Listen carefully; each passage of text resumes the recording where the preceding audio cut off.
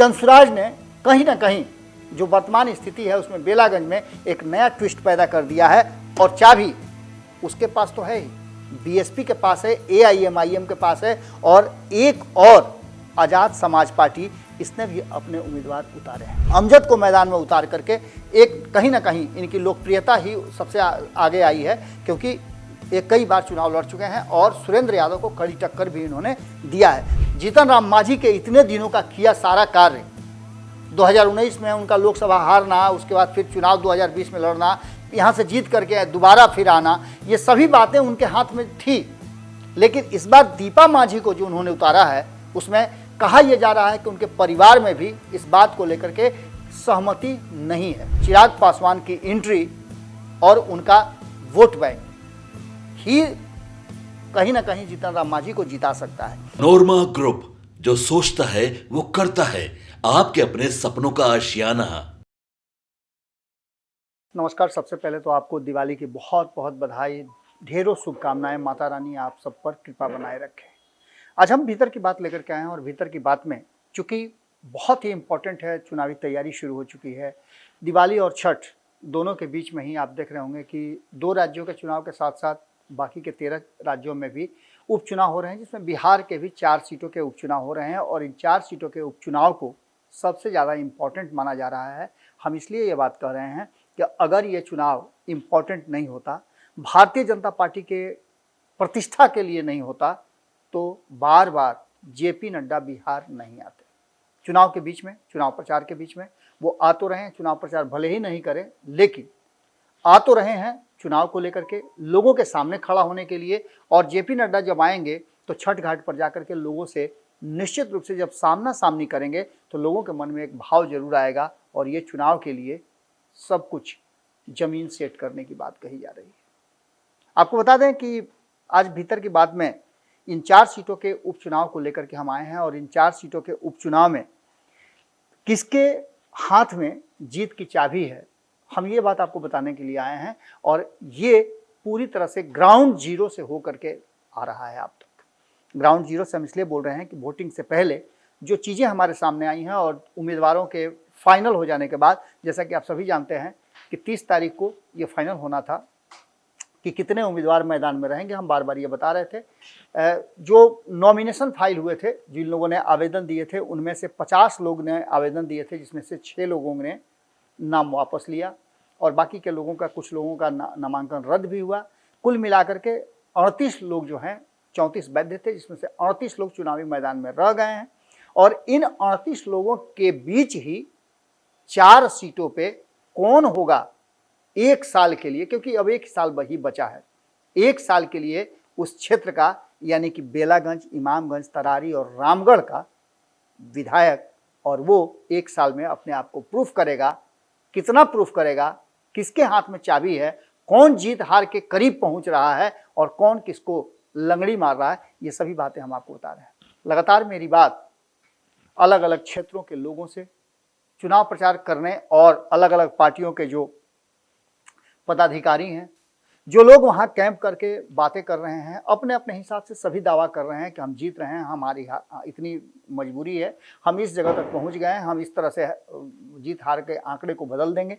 ये सभी बातें जातीय समीकरण से लेकर के बाकी सभी चीज़ें बैठाई जा रही हैं।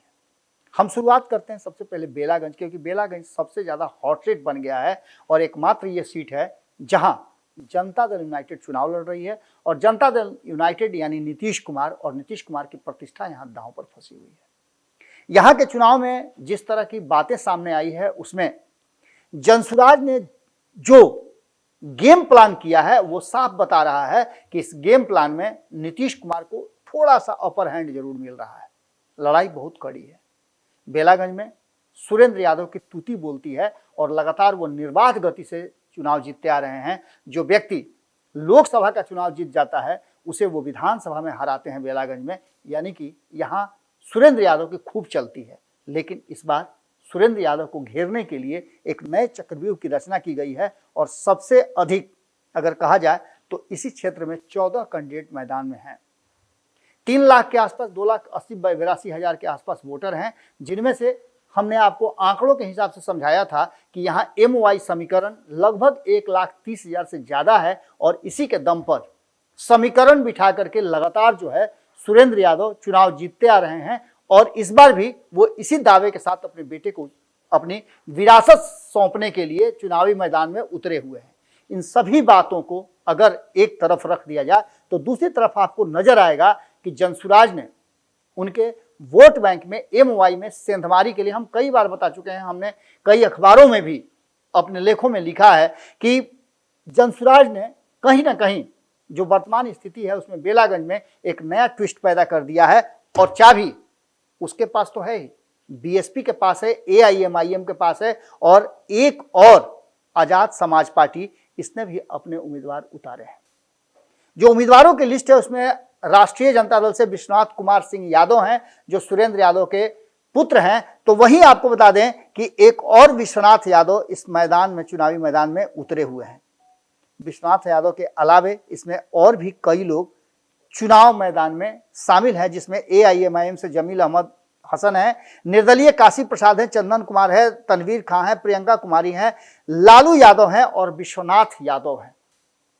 ये विश्वनाथ यादव निश्चित रूप से असर तो डालेंगे, ये बात तय मानी जा रही है। तो दूसरी तरफ आपको बता दें कि राष्ट्रीय जनता दल से हमने बताया है कि विश्वनाथ यादव हैं, तो मनोरमा देवी जदयू से चुनाव लड़ रही हैं, जो NDA की जो उम्मीदवार हैं वो हैं। राष्ट्रीय जनतांत्रिक मोर्चा लगभग सभी सीटों पे चुनाव लड़ने के लिए उतरा है और अभिषेक कुमार को यहाँ से मैदान में उतारा है। तो जनसुराज में मोहम्मद अमजद को उतारा गया है। आपको पता है कि बेलागंज में उम्मीदवार की अदला बदली हुई थी, यानी कि उम्मीदवार बदले गए थे जनसुराज के तरफ से।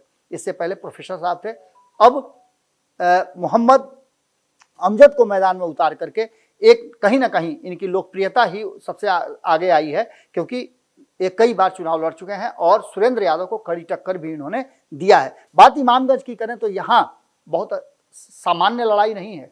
यहाँ की लड़ाई कहीं ना कहीं जीतन राम मांझी को खोल करके रख देगी। जीतन राम मांझी के इतने दिनों का किया सारा कार्य, 2019 में उनका लोकसभा हारना, उसके बाद फिर चुनाव 2020 में लड़ना, यहाँ से जीत करके दोबारा फिर आना, ये सभी बातें उनके हाथ में थी। लेकिन इस बार दीपा मांझी को जो उन्होंने उतारा है उसमें कहा यह जा रहा है कि उनके परिवार में भी इस बात को लेकर के सहमति नहीं है। उनके परिवार के कई सदस्य हैं जो दीपा मांझी को मैदान में उतारने को लेकर के संतुष्ट नहीं है, सहमत नहीं थे और ऐसी स्थिति में यहाँ की लड़ाई और कड़ी हो गई है। रिजर्व सीट है और रिजर्व सीट में एक तरफ जहां जीतन राम मांझी की प्रतिष्ठा फंसी हुई है, पूरा NDA की प्रतिष्ठा फंसी हुई है, वहीं एक बड़ा काम किया है राष्ट्रीय जनता दल ने और राष्ट्रीय जनता दल ने यहां रोशन कुमार को उतार करके मैदान की लड़ाई को और मजबूत बना दिया है। तो वहीं आपको बता दें कि एक बड़ा ट्विस्ट अन्य दलों ने भी किया है और यहाँ की लड़ाई में आपको हम शुरू से बता रहे हैं और नमन जी ने भी इस बात को बताया था पंचनामा के माध्यम से भी, और भारत लाइव पर भी कई खबरों में उन्होंने कहा था। संपादक नमन मिश्रा जी ये स्पष्ट कह रहे थे कि इस सीट पर खास करके चिराग पासवान की उपस्थिति, हालांकि सभी सीटों पे होगी, लेकिन खास करके अगर देखा जाए तो इमामगंज की सीट पर चिराग पासवान की एंट्री और उनका वोट बैंक ही कहीं ना कहीं जीतन राम मांझी को जिता सकता है। अब जो वर्तमान स्थिति बनी है उसमें AIMIM ने कंचन पासवान को उतारा है, तो वहीं जनसुराज की तरफ से भी उम्मीदवार उतारे गए हैं पासवान समाज से ही, और मांझी बनाम मांझी की लड़ाई RJD और हम के बीच में हो रही है। इसमें जनसुराज की तरफ से जितेंद्र पासवान को उतारा गया है, दीपा कुमारी हैं हम से, और प्रभात रंजन को पीपुल्स पार्टी ने अपना उम्मीदवार बनाया है। यहाँ 9 कैंडिडेट हैं जिसमें 2 महिलाएं हैं। देखना दिलचस्प होगा, महिलाओं में एक निर्दलीय आयुष कुमार हैं और मुकेश कुमार हैं। इसके साथ साथ आजाद समाज पार्टी से यहाँ भी विश्वास मांझी को उतार करके वोटों को और ज़्यादा बांटने की और छीनने की कोशिश शुरू हो गई है।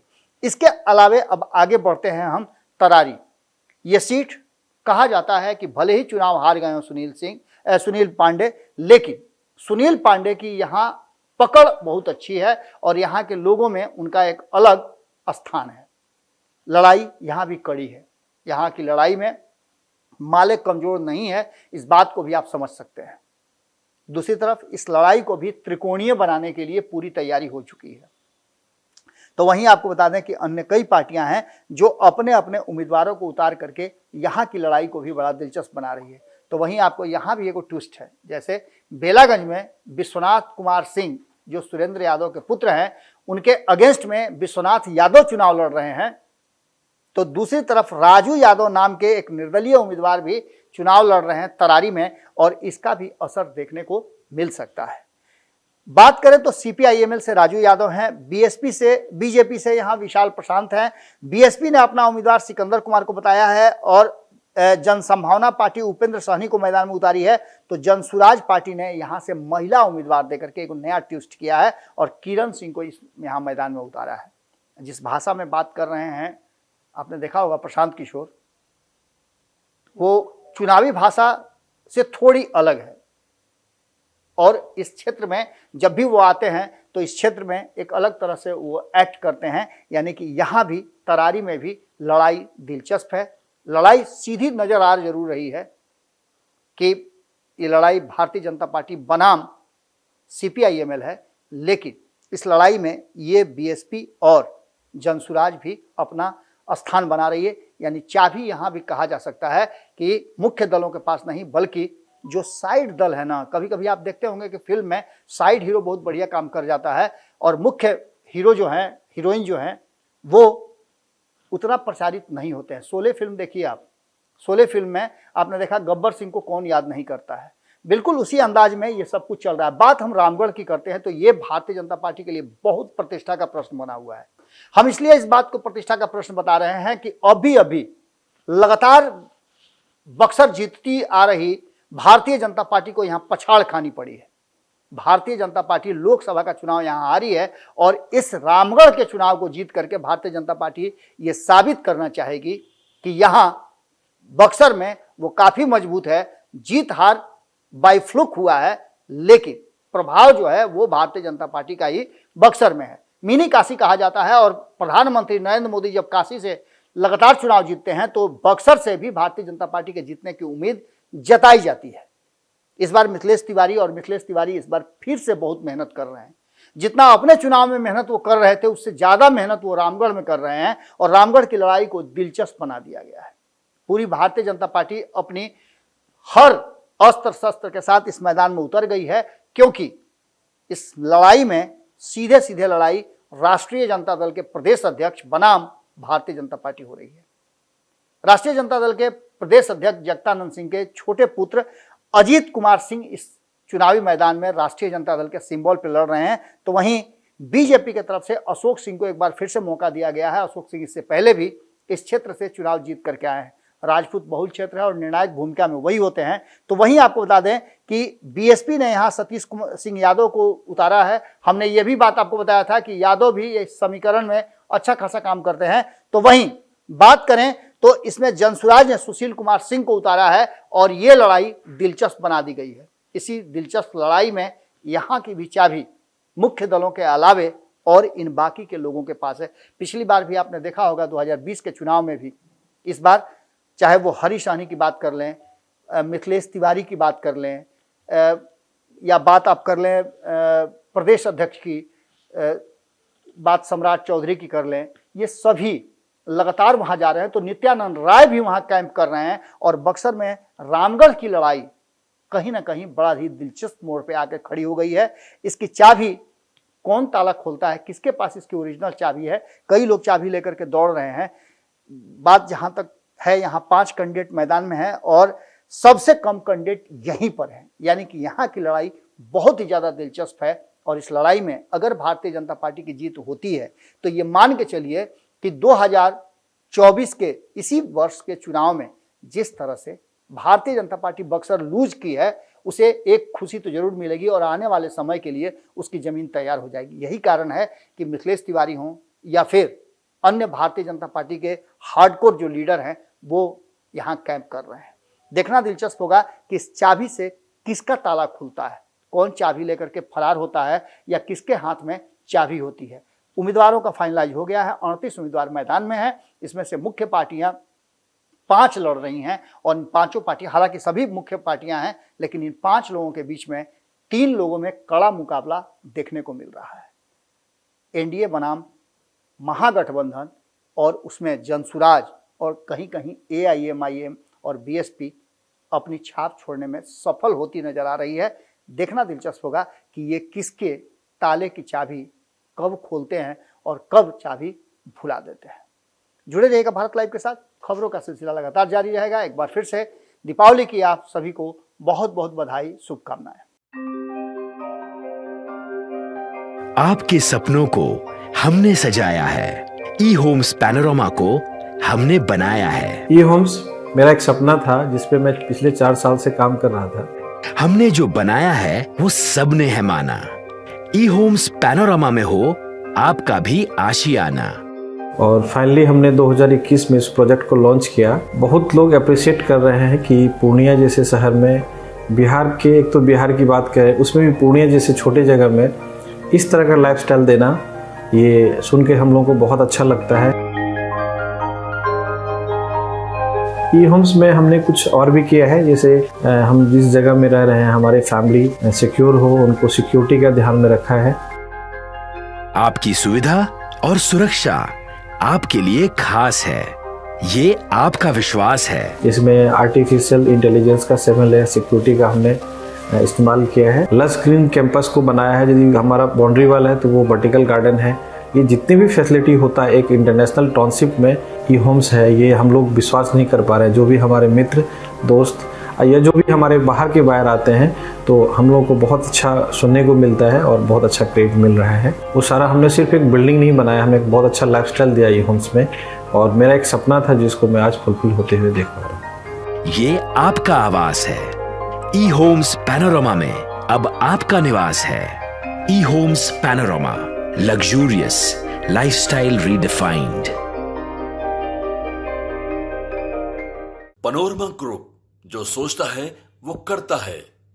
अगर ये वीडियो पसंद आई और वह बिहार के राजनीति और बिहारियत से सरोकार रखेनी तो सब्सक्राइब बटन दबा के चैनल के सब्सक्राइब कर ली। ओजे एगो घंटी बा, ओकरा बटन दबा देला से कुल सटीक और मारक खबर रुआ मुफ्त में मिल जाई। अगर रुआ पत्रकारिता के हमनी के नया प्रयोग में सहयोग कर चाहतानी तो ज्वाइन बटन दबा दी। पेटीएम नंबर नोट कर ली 9386 816 700। धन्यवाद।